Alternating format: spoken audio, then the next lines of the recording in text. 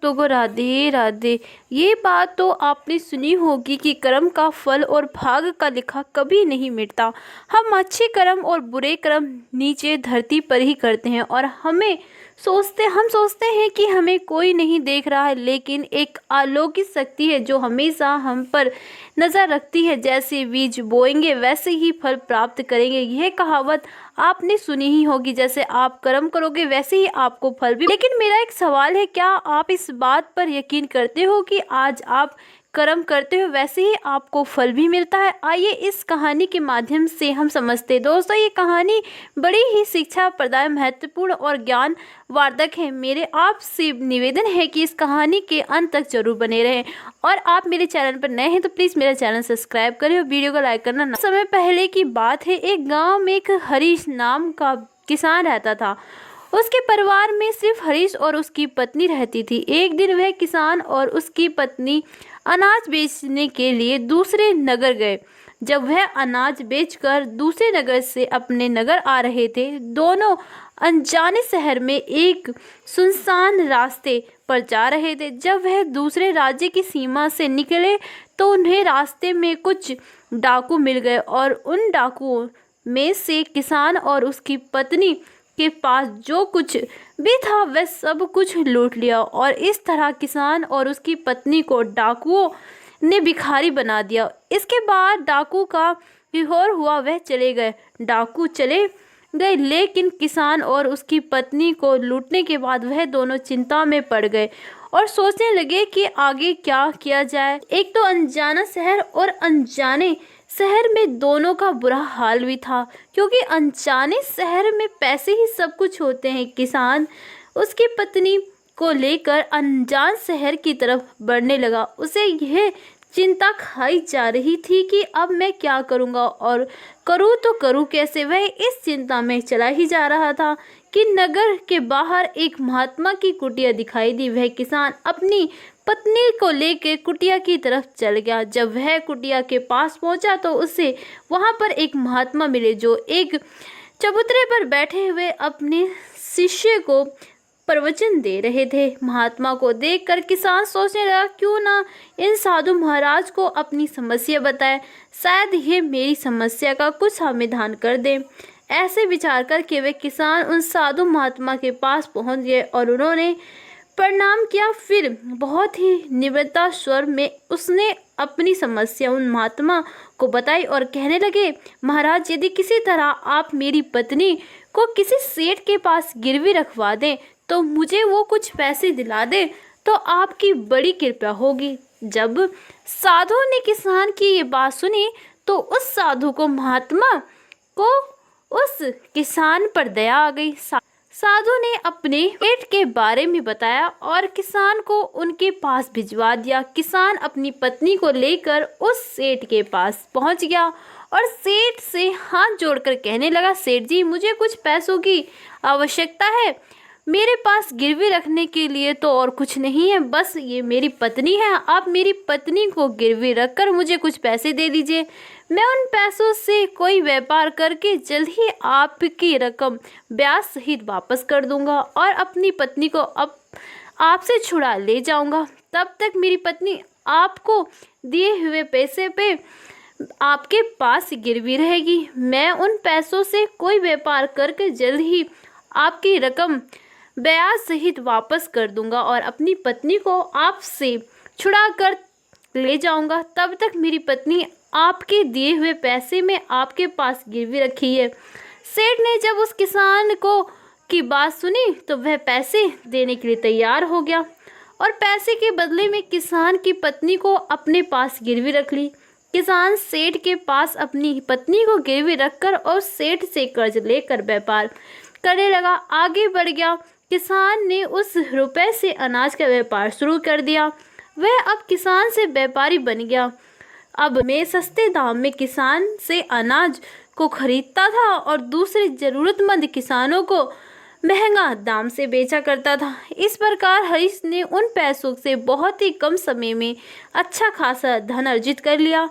जब हरीश ने खुद पैसे कमा लिए, 8 महीने के बाद फिर हरीश उसी नगर में वापस लौट आया जिस नगर में वह अपनी पत्नी को उस सेठ के पास गिरवी रख के गया था। हरीश नगर में आकर सीधे उस सेठ के पास पहुंच गया और सेठ के पास पहुंचकर कहने लगा, सेठ जी, मैं 8 महीने पहले आपके पास अपनी पत्नी को गिरवी रखकर गया था। आप अपना हिसाब करके मुझसे रुपए ले लीजिए और मेरी पत्नी को मुझे वापस लौटा दीजिए। यह सुनकर सेठ ने कहा, भाई क्या बताऊँ, आज मैं 3 महीने पहले ही तुम्हारी पत्नी अचानक बीमार हो गई और बस उस बीमारी के कारण तुम्हारी पत्नी की मृत्यु हो गई। मैंने तुम्हारी पत्नी को बहुत इलाज भी करवाया, अच्छे से अच्छे वैद्य को दिखलाया, लेकिन फिर भी तुम्हारी पत्नी ठीक नहीं हो सकी। हरीश ने जब उस सेठ के मुंह से ये सुना तो हरीश ये सुनकर बड़ा दुखी हुआ। फिर थोड़ा धीरज रखकर उस सेठ से बोला, सेठ जी, जो होना था वह तो हो गया था। शायद वो मेरे पास रहती तब भी उसकी मृत्यु निश्चित थी। होने को कौन टाल सकता है। फिर भी आप अपने पैसे मुझसे ले लीजिए ताकि मुझे इस बात का संतोष हो जाए कि मैंने अपना ऋण चुका दिया और मैंने आपको कर्ज चुकाकर अपनी पत्नी को गिरवी रखने के कर्तव्य से खुद को बचा लिया। इस बात को सुनकर वह सेठ बोला, नहीं भाई, अब मैं तुझसे ये पैसे नहीं ले सकता। पैसे कैसे ले सकता हूँ जब मैं तुम्हारी अमानत को ही तुम्हें नहीं लौटा सकता, तो अपना कर्ज वापस लेने का मुझे कोई हक नहीं है।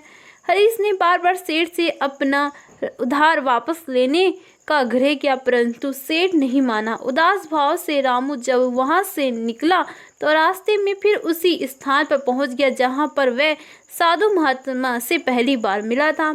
हमेशा चबूतरे पर बैठे हुए अपने शिष्य को प्रवचन दे रहे थे।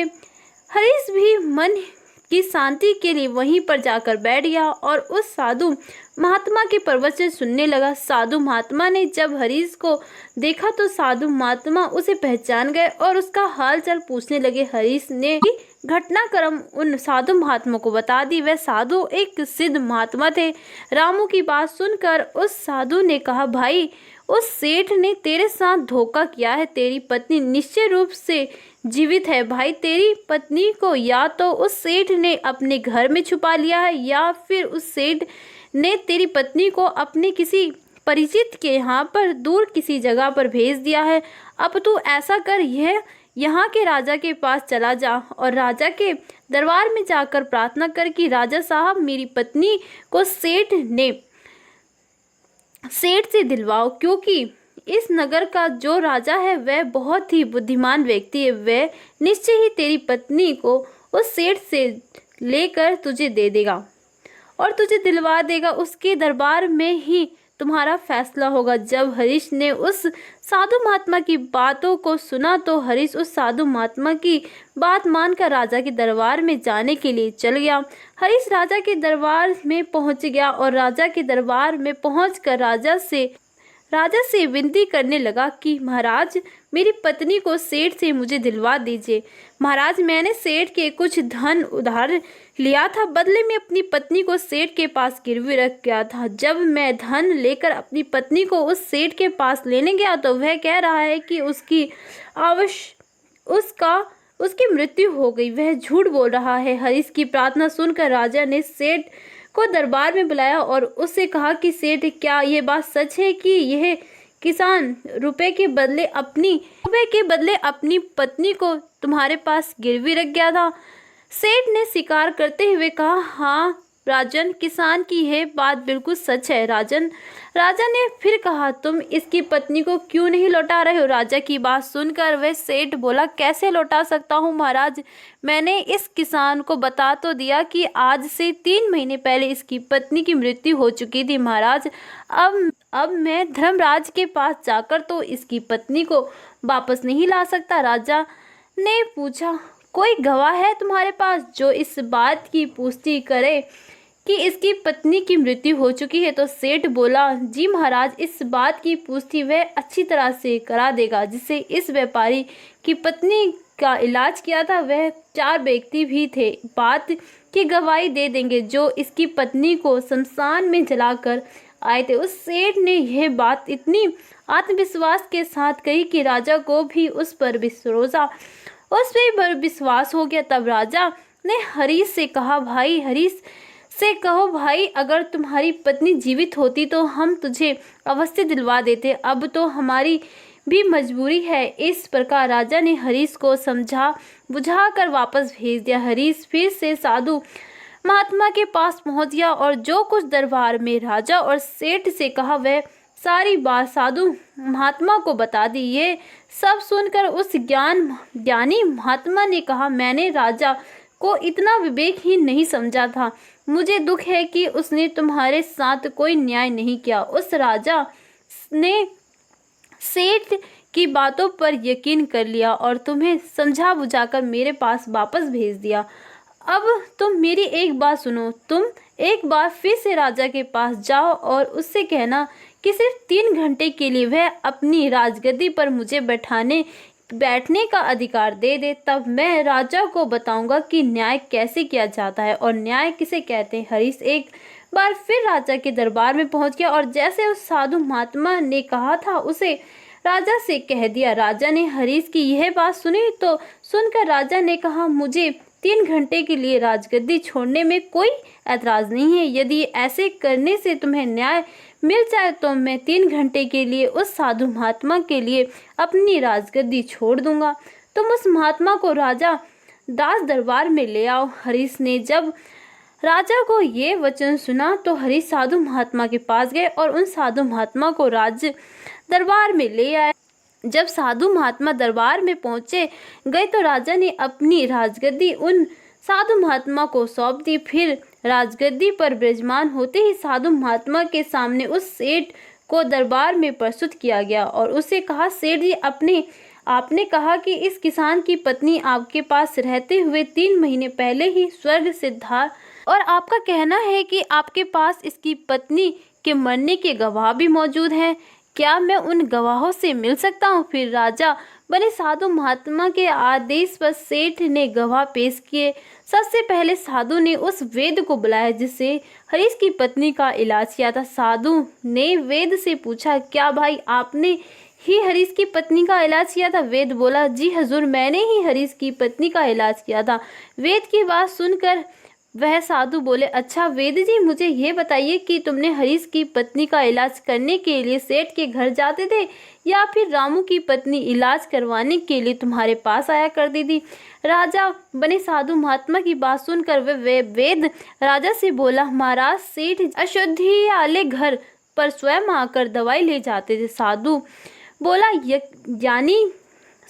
यानी तुम विश्वास के साथ ये नहीं कह सकते कि दवा सेठ रामू की पत्नी के लिए ही ले जाता था या फिर किसी और के लिए? साधु की बात सुनकर वे वैद्य बोला, हाँ महाराज, ये बात मैं यकीन के साथ तो नहीं कह सकता कि सेठ किसके लिए दवाई ले जाते थे, लेकिन सेठ जी मुझसे दवाई जरूर ले जाया करते थे। वैद्य की बात सुनकर वह साधु बोला, इसका मतलब तो ये हुआ कि तुम मरीज को बिना देखे ही दवाई दे देते हो। ये तो बहुत ही गंभीर है। तुम दवा के स्थान पर किसी को जहर भी दे सकते हो और हो सकता है तुम्हारे द्वारा दिए हुए जहर से हरीश की पत्नी की मृत्यु हो गई हो। उस साधु की बात सुनकर वैद्य का चेहरा डर के मारे पीला पड़ने लगा और वह भारी स्वर में बोला, नहीं हजूर, ऐसा हरगिज नहीं हो सकता। मैं अपने किसी मरीज को दवा के बदले भला जहर क्यों दूंगा और इस तरह मेरी सारी मान प्रतिष्ठा भी धूल में मिल जाएगी। वैद्य की बात सुनकर वे साधु महात्मा बोले, अब तो तुम ऐसे ही कहोगे। मैं तुम्हारे अपने कर्तव्य के प्रति लापरवाही करने के लिए और एक मरीज के जीवन से खिलवाड़ करने के अपराध में 50 कोड़े लगाने का आदेश देने जा रहा हूँ। इससे के साथ तुम्हारा मुंह काला करके सारे नगर में तुम्हें घुमाना भी जाएगा। अब तुम सोच लो, वैद्य सच बोलेगा या फिर मैं सैनिकों को तुम्हारे गिरफ्तार करने का आदेश दूं। यह सुनकर वैद्य का शरीर कांपने लगा और वह उस साधु के कदमों में जा गिरा और बोला, हजूर, मुझे माफ़ कर दीजिए। मैं स्वीकार करता हूँ कि मैंने सेठ के किसी भी मरीज को कोई भी इलाज नहीं किया। सेठ ने तो मुझे पैसे दिए थे और कहा था कि यदि गवाह की आवश्यकता होगी तो ऐसा कहकर उसके पक्ष में गवाही दे दो। बस मेरा इतना ही अपराध है कि मैंने लालच में आकर इस सेठ का प्रस्ताव स्वीकार कर लिया। राजा बने साधु महात्मा ने कहा, वेद जी कुछ भी हो, आपने अपराध तो किया है, इसीलिए मैं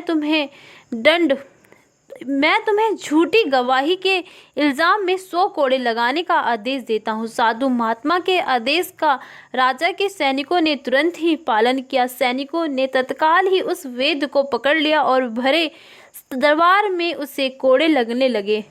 पहला कोड़ा लगते ही वह जोर से चीख पड़ा और कहने लगा, महाराज मुझ पर रहम कीजिए, महाराज मुझ पर रहम कीजिए, मुझ पर दया कीजिए, मैं मर जाऊंगा। हर कोड़े के साथ उसके गले से करुणामयी आवाज़ निकलने लगी। उसकी चीख राज दरबार में गूंज उठी। वेद के साथ ऐसे होते हुए सब सेठ के गवाह के तौर पर बुलाए गए उन चारों व्यक्ति के कलेजे धर गए जिन्होंने हरीश की पत्नी को शमशान में ले जाकर जलाने की बात कही थी। अब बारी उन चारों गवाही की थी आई। साधु महात्मा ने उनसे पूछा, तुम लोगों का कहना है कि तुम चारों ने इस हरीश किसान की मृत पत्नी का शव ले जाकर शमशान में उसे ले जाकर आए थे और शमशान में जलाकर आए थे। मुझे ये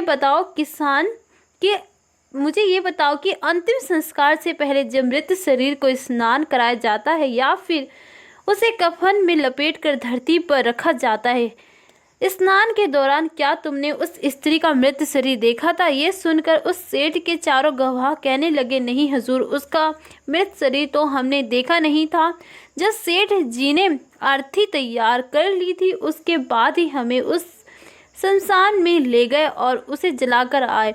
उन चारों गवाही की बात सुनकर वह साधु महात्मा बोले, और तुमने यह जानना भी उचित नहीं समझा था कि उस अर्थी में कोई मृत मनुष्य लेटा है या कोई जीवित व्यक्ति? कहीं ऐसा तो नहीं किसी जहरीली पदार्थ से बेहोश व्यक्ति उस अर्थी पर लेटाया हो और उसे तुम शमशान में ले जाकर जलाया है?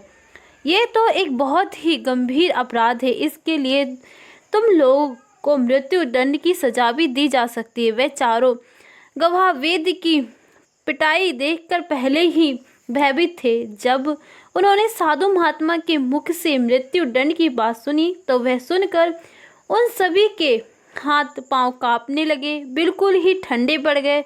और साधु ने बिना भाव से सेठ की तरफ देखा। जैसे ही उस साधु महात्मा ने सेठ की तरफ देखा तो सेठ का चेहरा ऐसा काला पड़ गया। साधु ने उस सेठ से कहा, सेठ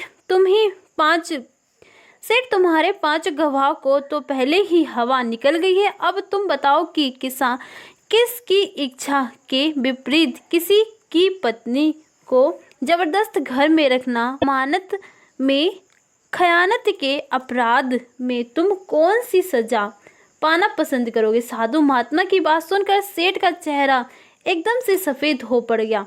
उसके मुंह से कोई बोल नहीं निकल पाए। राजा बने साधु ने कहा, सेठ, इससे पहले कि मैं तुम्हें 10 साल का कठोर कारावास की सजा दूं, अभी भी समय है कि तुम इस हरीश किसान की पत्नी को दरबार में हाजिर कर दो। सजा के डर से सेठ ने तुरंत अपने सेवकों को अपने घर भिजवाया और भिजवाकर हरीश की पत्नी को दरबार में प्रस्तुत किया।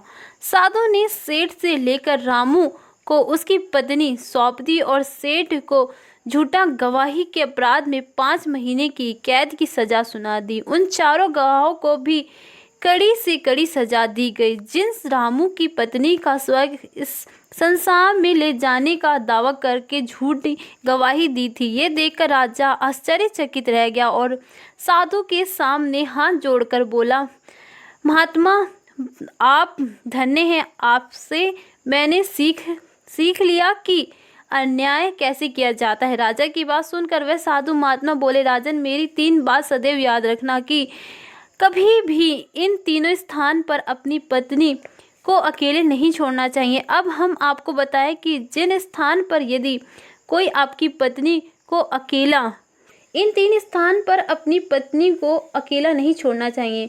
अब हम आपको बता दें कि जिन स्थान पर यदि कोई आपकी पत्नी को अकेला छोड़ते हैं तो उससे बहुत ही पश्चाताप करना पड़ता है।